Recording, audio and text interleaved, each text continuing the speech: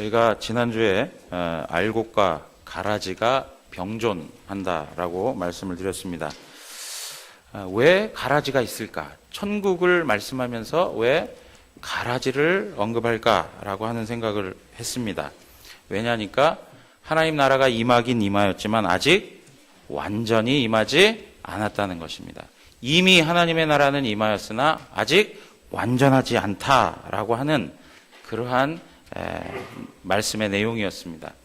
여러분, 마태복음 13장은 천국에 대해서 말씀하고 있는 그런 본문입니다.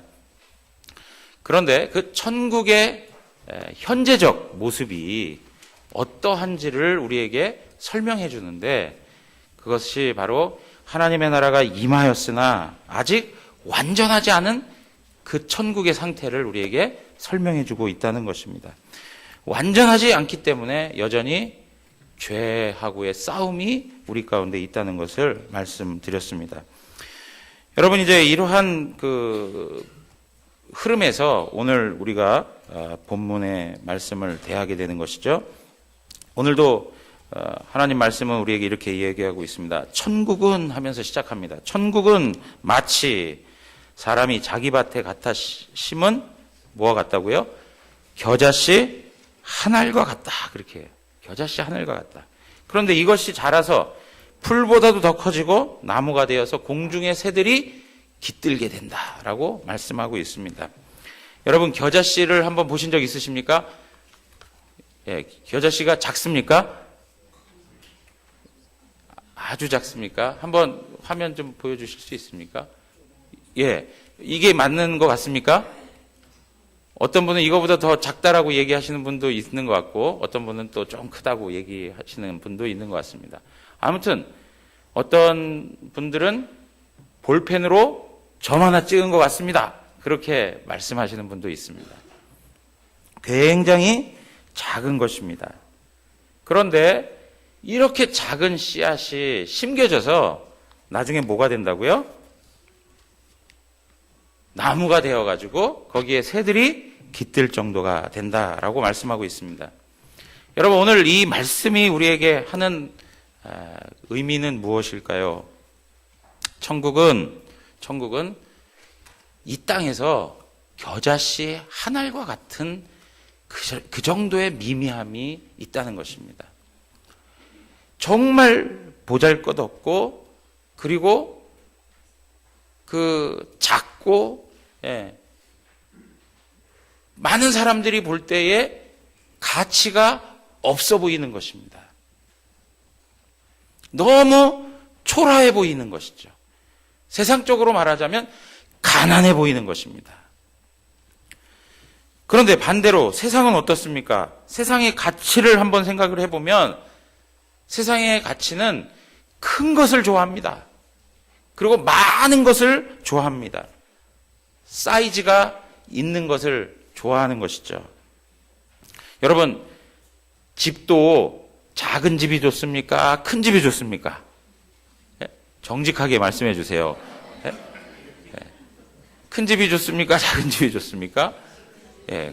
제가 볼 땐 큰 집에 사는데도 여전히 더 큰 집을 바라보고 살아요. 그죠? 제가 볼 때는 충분할 것 같은데 더 좋은 환경을 바라보고 살아요. 여러분, 제가 모닝을 이렇게 무시하는 게 아니라 모닝을 타고 다니고 싶으시겠습니까? 아니면 롤스로이스를 타고 다니고 싶으시겠습니까?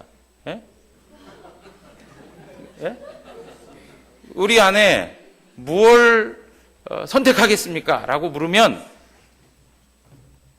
능력이 안 돼서 그렇지. 그죠? 누구든지 마음에 크고 좋은 것으로 가게 되어 있습니다. 또 이런 이야기 하면, 목사님, 모닝을 지금 이렇게, 그거 절대 아닙니다. 그것도 훌륭합니다. 그러나 우리의 마음이 항상 크고 좋고, 힘이 세고, 이러한 것에 마음이 끌려 있다는 것이죠. 그것이 바로 세상적 관점이라는 거예요. 그러니까 세상의 관점에서 보면 하나님의 나라는 매력이 있어요, 없어요? 매력이 없습니다.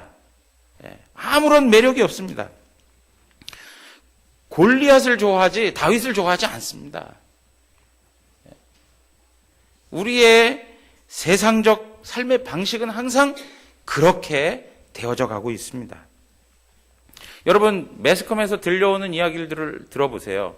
전부 다 검찰, 재판 하는데 그 내용들이 뭡니까? 그분들이 뭐가 부족해가지고 왜 저러고 살까 하는 생각 들지 않아요?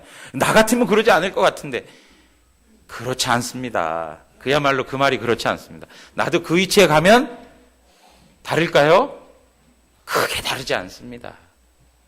아니, 저 정도 되면 뭐가 부러울 게 있어가지고 더 가지려고 하고 더 높아지려고 하고 더 명성을 얻고 싶어 할까? 그거 하다가 결국에는 문제가 생겨가지고 다 이렇게 세상적인 부끄러움을 당하는 일들을 경험하는 거 아니겠습니까? 여러분, 세상은 그만큼 이런 것을 매력 있게 생각하는 것입니다. 여러분, 왜 사람들이 복음을 거절할까요? 사람들이 복음을 거절하는 것이 무슨 이유일까요? 지금 말씀드린 대로 복음은 세상적 관점에서는 너무나도 초라한 거예요. 너무나도 가난한 거예요. 너무나도 미미한 거예요. 예수 그리스도를 믿고 그 다음에 건강이 완전히 달라졌더라. 병이 낫고 육체의 연약한 것들이 다 없어지고 완전히 그냥 튼튼한 그러한 사람으로 변화되었더라. 그러면 사람들이 복음에 대해 관심 가질까요? 안 가질까요?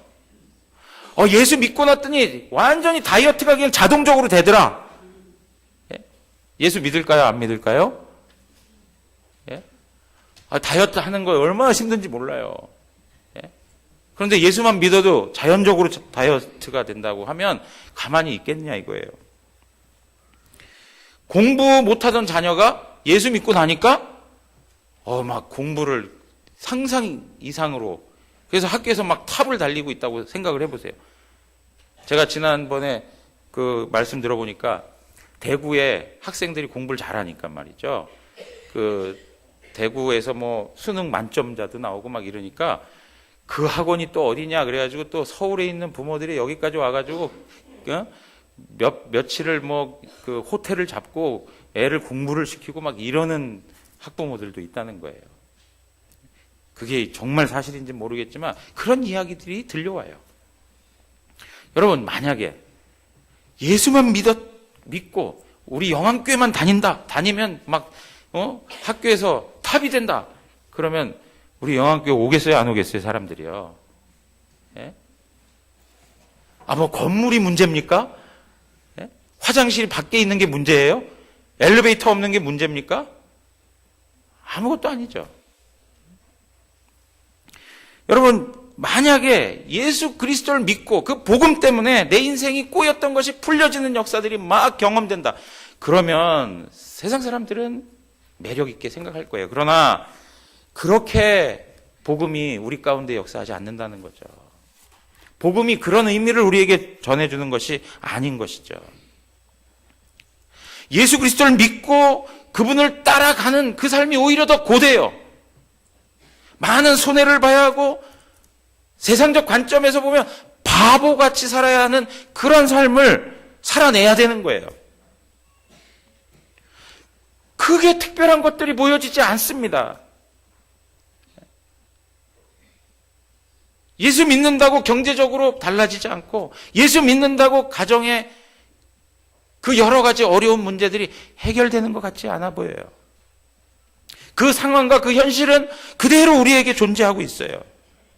그러니까 세상 사람들은 그 외모만 판단하고 그 외적인 상태만 보고 어떻게 해요? 예수 믿으면 뭐하냐? 예수 믿어서 뭐가 달라지는데? 그런데 반대로 예수 그리스도를 믿는 자들은 그 겨자씨 하나를 붙들고 감격하는 거예요. 와, 그 겨자씨 하나를 보고 기뻐하는 거예요. 새벽 예배에 막 은혜를 사모하면서 나오는 거 보면은요, 세상 사람들이 이해를 못하는 거예요. 예? 아니 세상에 어디에 나갈 때 막 치장도 하고 자기 갖추기도 하고 하는데 그 새벽에 그냥 머리는 풀어 헤치고 막 그러면서도 하나님 앞에 나와서 기도하고 은혜를 구하고 그 피곤한 중에도 하나님 앞에 나와 간구하는 그런 모습들을 보면 이해가 되겠습니까? 오늘날 얼마나 많은 레포츠들이 유행입니까? 우리의 취미를 끌만한 그런 것들이 얼마나 많습니까? 그럼에도 불구하고 이 주일날 매주마다 이 시간에 어김없이 하나님 앞에 나와 예배하는 모습을 보면 세상 사람들 이해하지 못하는 것이죠.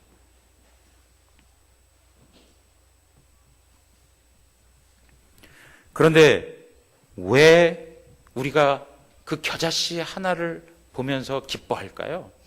그것은 그 안에 생명이 있기 때문에 그렇습니다. 그 안에 생명이 있기 때문에 그래요. 너무나도 보잘것없습니다. 너무나도 미미하고 작은 것입니다. 그러나 그 가운데 생명의 역사가 있다는 거예요. 여러분, 이 생명의 역사는 무엇을 통해서 이루어집니까? 이 생명의 역사가 무엇을 통해서 시작됩니까? 하나님의 말씀을 통해서 이루어지는 것입니다. 베드로전서 1장으로 가서 보겠습니다. 베드로전서 1장 23절에서 25절 말씀 다 같이 읽겠습니다. 너희가 거듭난 것은 썩어질 씨로 된 것이 아니요 썩지 아니할 씨로 된 것이니 살아있고 항상 있는 하나님의 말씀으로 되었느니라. 그러므로 모든 육체는 풀과 같고 그 모든 영광은 풀의 꽃과 같으니 풀은 마르고 꽃은 떨어지되 오직 주의 말씀은 세세토록 있도다 하였으니 너희에게 전한 복음이 곧 이 말씀이니라. 아멘. 여러분 보십시오. 우리가 거듭났다라고 하는 표현을 쓰고 있어요. 거듭난 것. 거듭났다라고 하는 것은 영적으로 새롭게 태어났다는 거예요. 생명이 시작되었다는 거예요. 그것이 무엇으로 가능하다고요? 하나님의 말씀으로, 복음으로 그 생명이 시작되었다라고 말씀하고 있어요. 모든 육체는 풀과 같아요. 그 모든 영광은 풀의 꽃과 같아요. 다 마르고 꽃은 시들어져요. 그런데 우리에게 생명을 주신 하나님의 말씀 또한 생명의 역사가 있어요. 하나님의 말씀은 살아있는 것을 믿으십니까? 하나님의 말씀이 영원해요. 하나님의 말씀이 살아서 역사하세요. 그 말씀이 우리 가운데 생명을 부여해 주세요. 겨자씨 한 알 같아요. 너무나도 초라한 모습이지만 거기에 무엇이 있다고요? 생명이 있다. 생명. 근데 그 생명이 있는 그것을 누가 책임지고요? 하나님의 말씀으로 책임지고 끌고 가시는 거예요. 여러분, 예수 그리스도의 복음 때문에 영혼의 치유가 일어납니다. 예수 그리스도의 복음 때문에 용서가 일어나는 것입니다. 예수 그리스도의 복음 때문에 그 하나님의 말씀 때문에 거룩하게 되어지는 것입니다. 우리는 그것을 기뻐하고 사는 거예요. 그것을 감사함으로 받고 사는 거예요. 그것이 우리의 행복이라고 믿고 살아가고 있는 거예요. 그런데 세상은 그렇게 생각하지 않는다는 것이죠. 주님의 말씀 가운데 우리 안에 생명을 주시고 그 생명의 풍성함을 경험하게 하시는데 어떻게 하세요? 오른뺨을 맞으면 왼뺨도 대줄 수 있는, 오리를 가자고 하면 몇 리를 가요?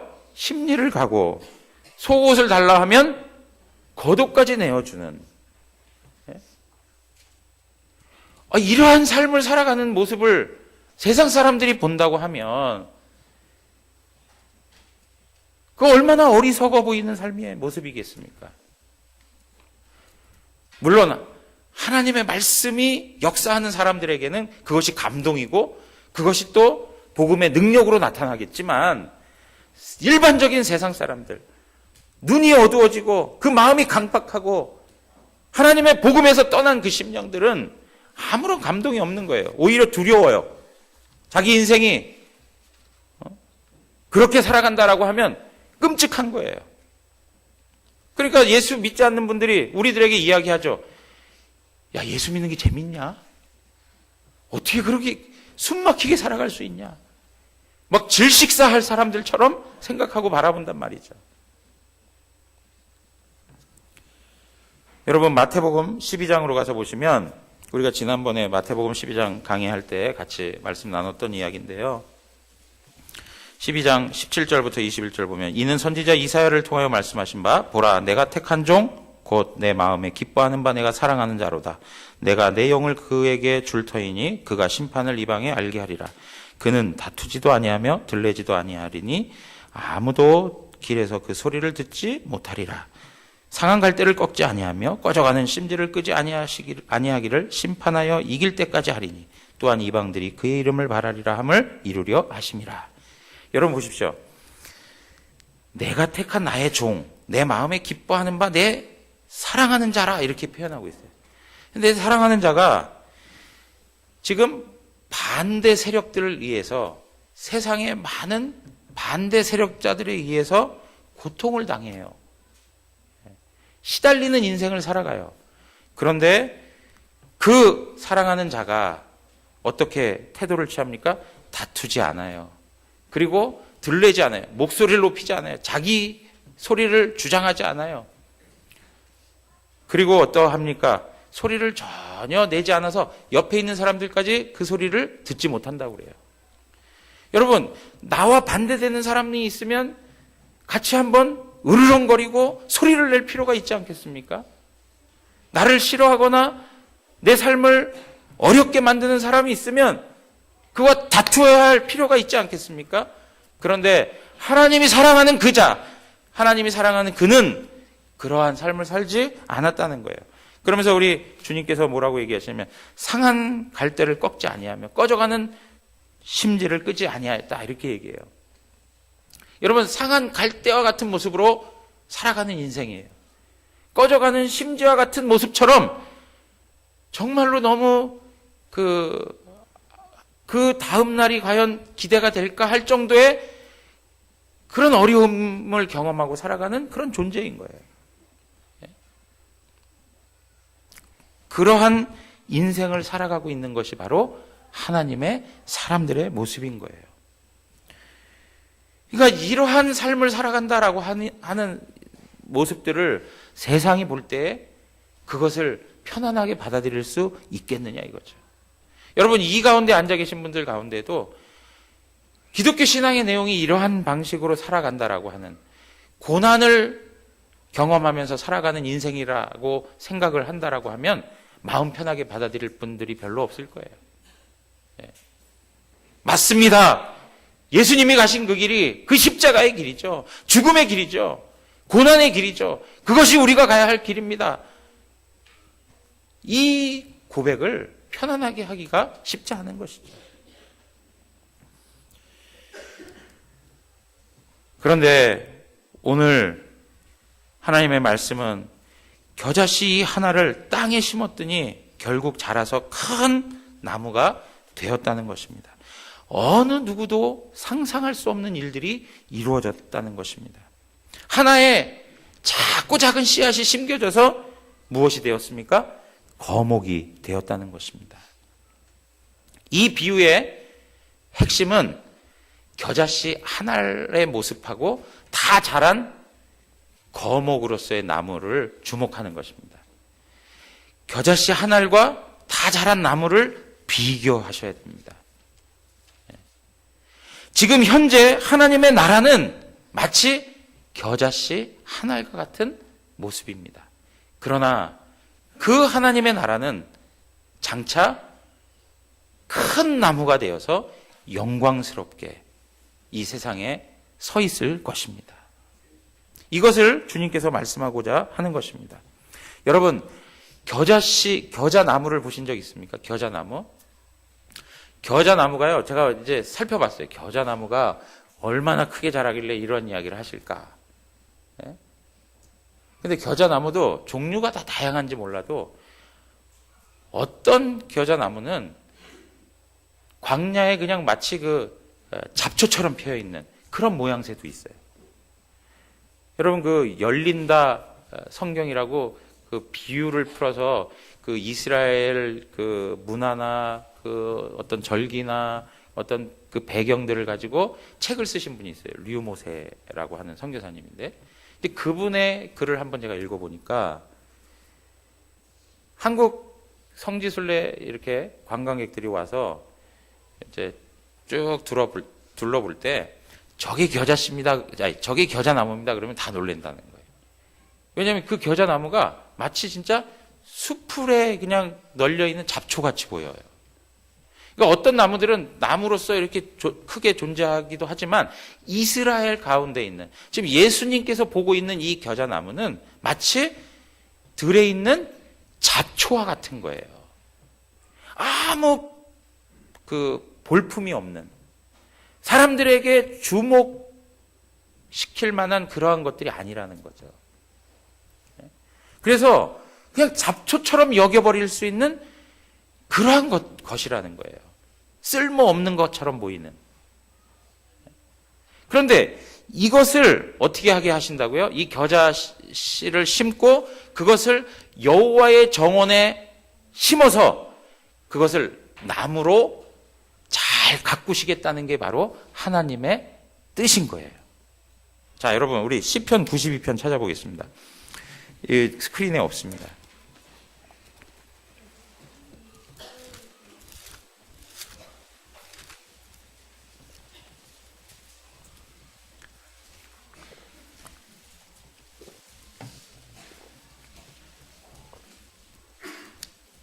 시편 92편 12절에서 15절 말씀인데요.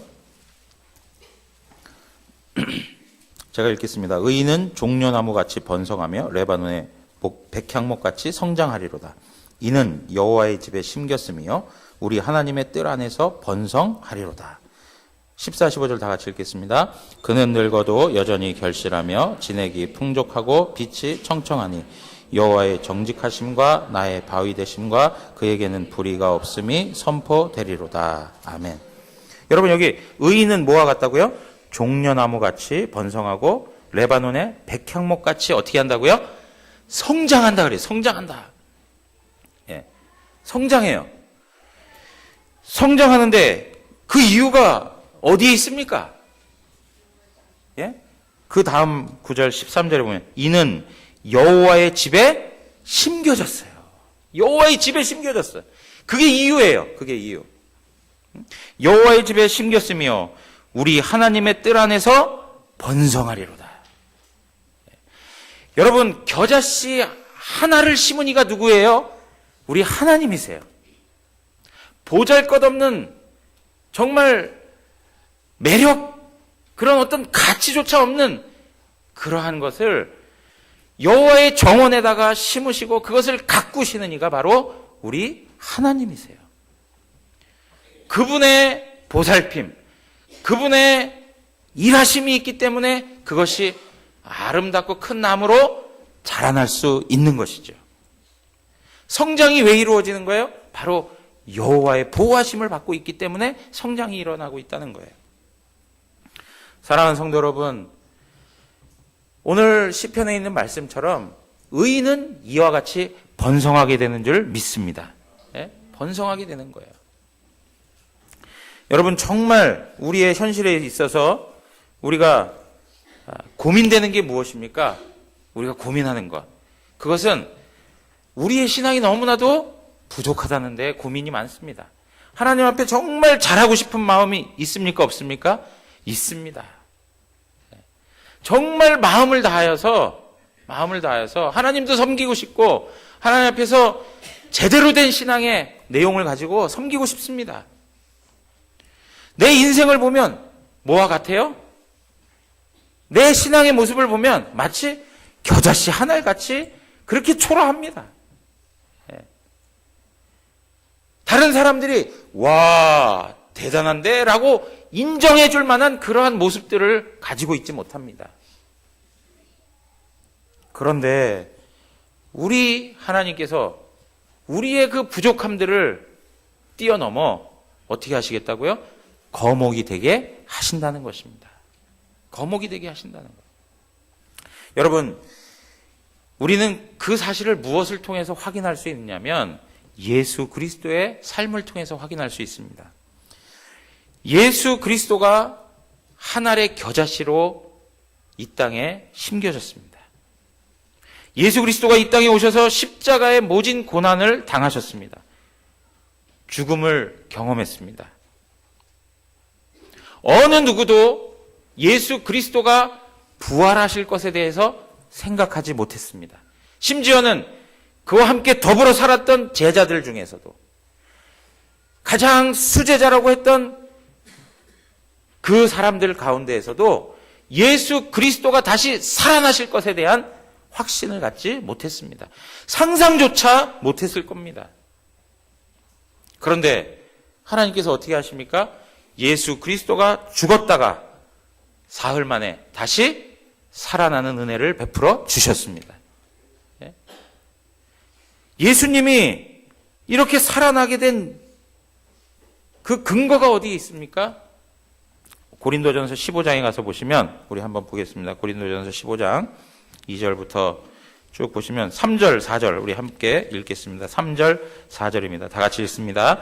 내가 받은 것을 먼저 너희에게 전하였노니 이는 성경대로 그리스도께서 우리 죄를 위하여 죽으시고 장사 지낸 바 되셨다가 성경대로 사흘 만에 다시 살아나사. 여러분 여기 뭐라고 합니까? 예수님께서 죽으셨다 이렇게 얘기합니다. 그런데 그 근거가 무엇이었습니까? 성경대로 죽으셨다. 예수님께서 3일 만에 살아나셨습니다. 무엇에 근거하여? 성경대로. 여러분 제가 말씀드렸습니다. 성경대로라는 말은 결과적으로는 하나님의 말씀대로예요. 하나님의 말씀대로, 하나님의 말씀이 능력 있고 하나님 말씀이 생명력 있고 하나님 말씀이 살아있기 때문에 그 말씀, 그것이 예수 그리스도를 죽음 가운데 몰아넣으시고 예수 그리스도를 다시 살리는 역사까지 일으키시는 것입니다. 여러분, 예수 그리스도가 영광스러운 부활을 경험할 것이다. 어느 누구도 생각 못했을 것입니다. 그런데 여러분, 이러한 사실이 예수님에게만 적용되는 것이 아니라 우리들에게도 적용된다는 거예요. 고린도전서 15장 말씀 그대로 보면 20절 다 같이 한번 읽겠습니다. 다 같이 읽습니다. 그러나 이제 그리스도께서 죽은 자 가운데서 다시 살아나서 잠자는 자들의 첫 열매가 되셨도다. 잠자는 자들의 첫 열매가 되었다. 예수 그리스도가 첫 번째 부활을 경험하시고 그 뒤를 이어서 수많은 성도들이 그 길을 경험하게 될 것이다. 22절을 보면 아담 안에서 모든 사람이 죽은 것 같이 그리스도 안에서 모든 사람이 삶을 얻으리라. 그리스도 안에서 모든 사람이 생명의 풍성한 삶을 얻게 될 것이다. 그러나 각각 자기 차례대로 되리니 먼저는 첫 열매인 그리스도요, 다음에는 그가 강림하실 때에 그리스도에게 속한 자요. 그랬습니다.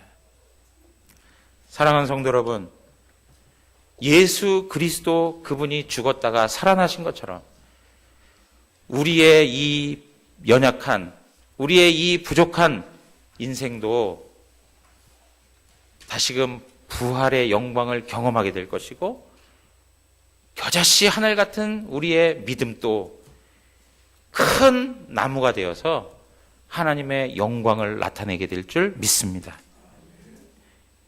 여러분, 우리는 질그릇과 같은 존재입니다.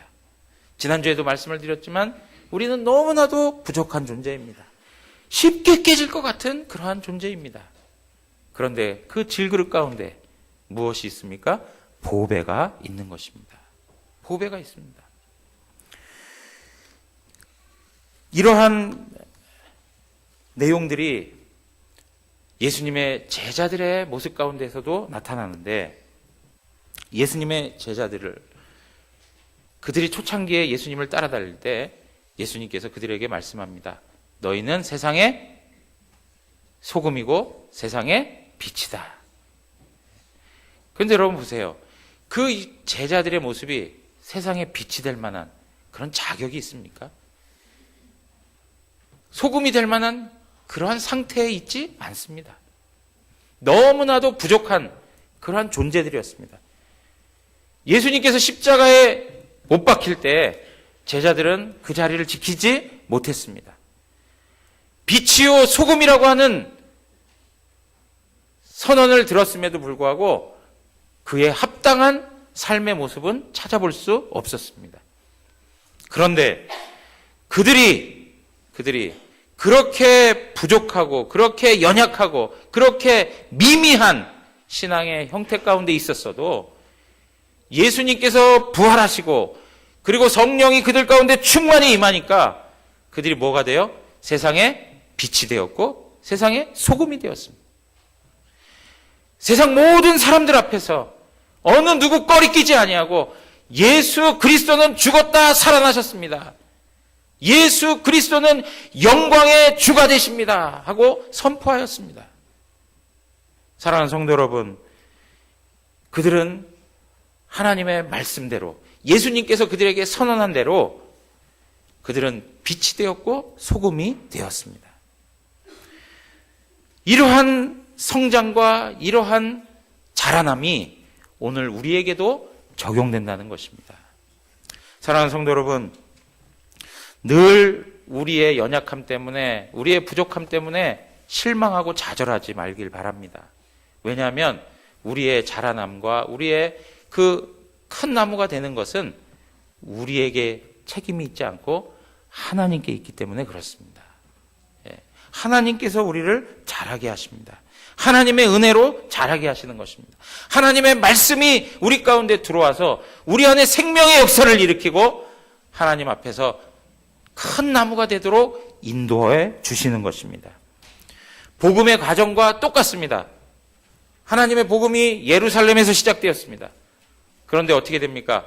사도행전 1장 8절의 말씀처럼 오직 성령이 너희에게 임하시면 너희가 권능을 받고 예루살렘과 온 유대와 사마리아와 땅끝까지 이르러 내 증인이 되리라.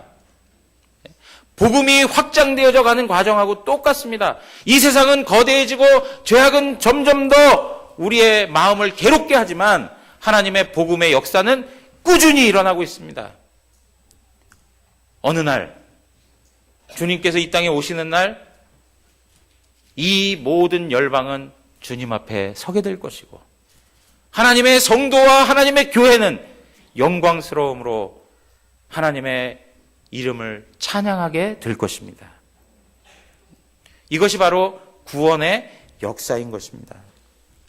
여러분, 오늘 우리가 확신해야 될 것이 무엇이냐면 우리 가운데 구원의 역사를 시작하신 그 하나님이 우리를 포기하지 아니하시고 주님이 오시는 그날까지, 우리가 주님 앞에 서는 그날까지 성실하게 우리 안에서 그 일을 이루어 가신다는 것입니다.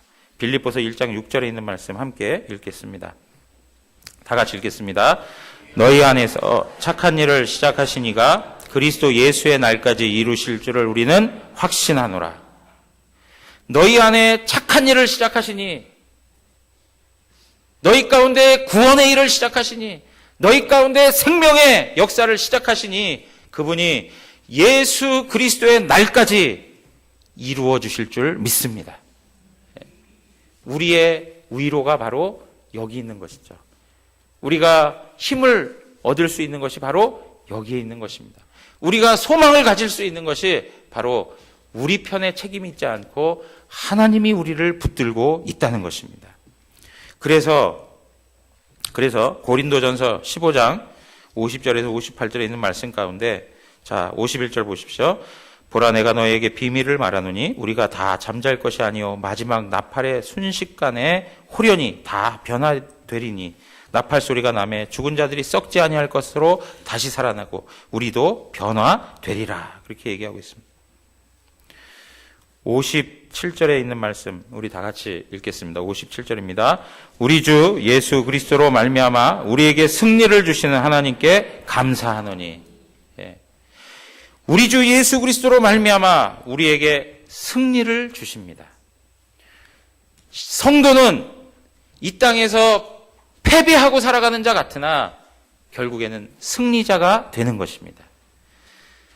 이 땅에서 매력이 없고 보잘것 없고 초라하고 가난하고 비참한 인생을 사는 것 같지만 하나님 나라에서는 가치 있고 영광스럽고 찬란하게 하나님께서 우리를 세워주실 줄 믿습니다.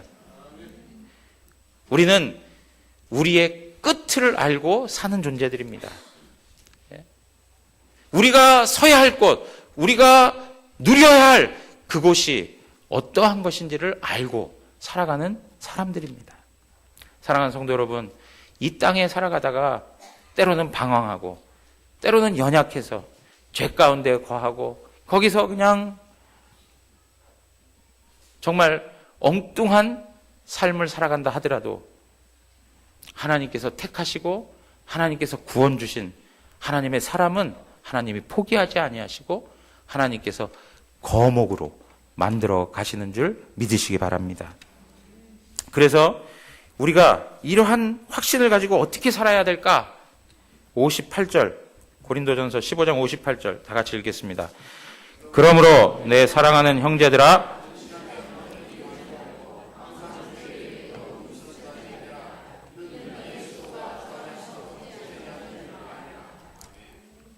내 사랑하는 형제들아, 어떻게 하라고요? 견실하며 흔들리지 말고 요동치지 마세요. 흔들리지 마세요. 세상이 아무리 거대하고 세상의 죄악이 우리를 삼킬 듯 다가와도 흔들리지 마세요.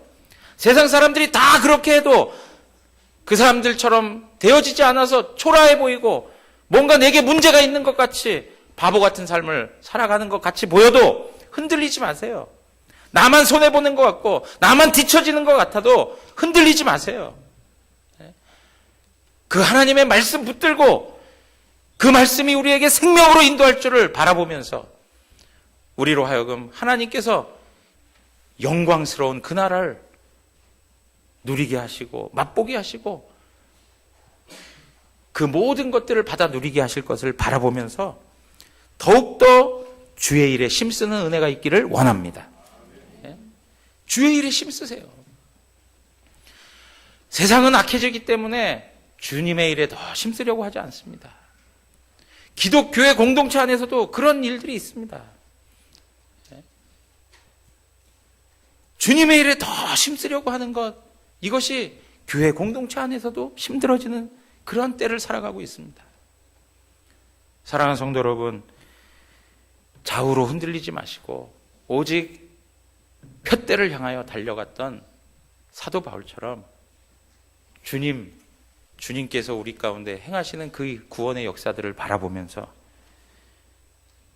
우리가 하고 있는 이 헌신과 수고가 헛되지 않고 정말 풍성한 열매로 나타날 것을 바라보시면서 오늘도 성도로서 영광스럽게 살아가는 은혜가 있기를 주님의 이름으로 축원합니다. 우리 시간 일어나서